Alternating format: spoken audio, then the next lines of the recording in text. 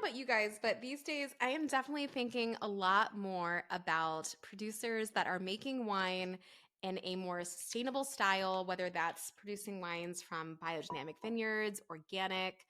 All of these things are really important to me. And I think as a result, I am super excited to be having a conversation with someone who is also championing that and being able to drink a bottle of wine from a vineyard that is biodynamically farmed, a producer that has really been championing this style of viticulture and winemaking in Sicily for many, many years. And I'm equally as excited because this is a producer that I only just recently discovered while I was in Italy not too long ago.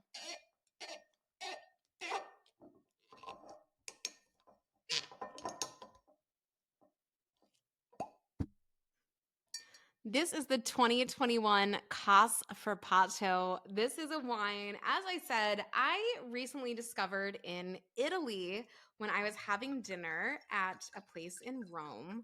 And I was so excited to see it on the menu because I had heard about it not long before that, but wasn't able to actually drink it. I just heard that this producer existed.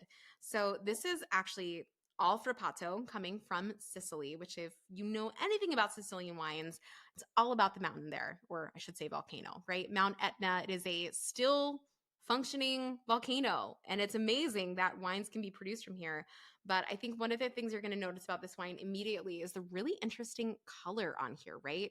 It's got this sort of like really beautiful hue to it. It's not super bright. There is like a little bit of a frothiness to it. And so this is a producer that definitely leans in that biodynamic, organic world. And they are producers that have been championing this really since get-go. In this episode, I'm super excited to talk with Ray Isle, who has a brand new book all about mindful farming, organics, all of the things that we are thinking about with his World in a Wine Glass book. So, we're going to be talking about why we should all be thinking about maybe buying our wines from sustainably sourced places. And we're going to be talking about this wine, of course. So, let's try it.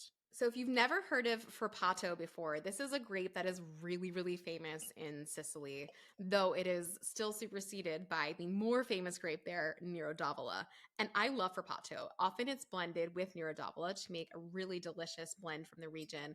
But by itself, Frappato sort of tastes like it sounds, right? Frappato, it seems sort of like fun and lively and bubbly. And I think it's one of those wines that as soon as I hear Frappato, I think like, ooh, that's kind of fun, right? On the nose, it's super interesting, right? This is a very earthy, umami sort of wine. You're definitely getting fruit on there.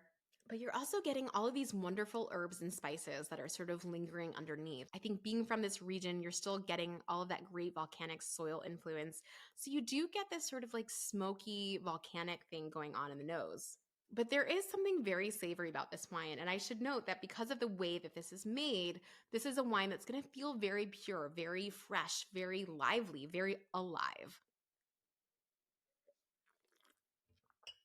On the palate, you should feel this sort of freshness, right?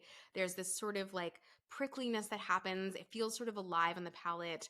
It feels very fresh. And I think as you sit with this wine, you're really going to start to appreciate it because this is a very unique wine, right?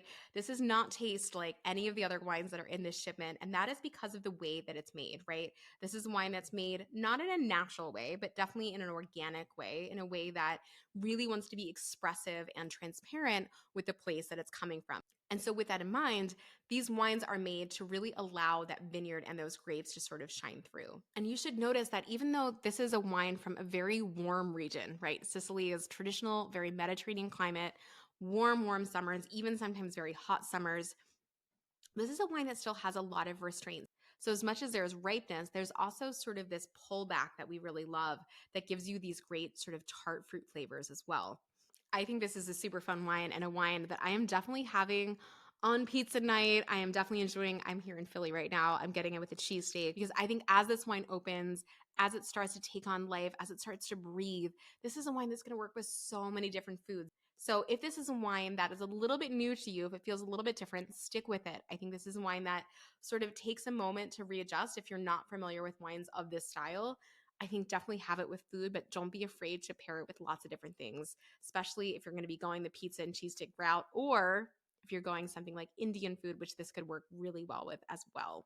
All right. I hope you love this wine as much as I do. And I hope to see you for our mindful farming episode with food and wine editor, Ray Isle. See you guys soon.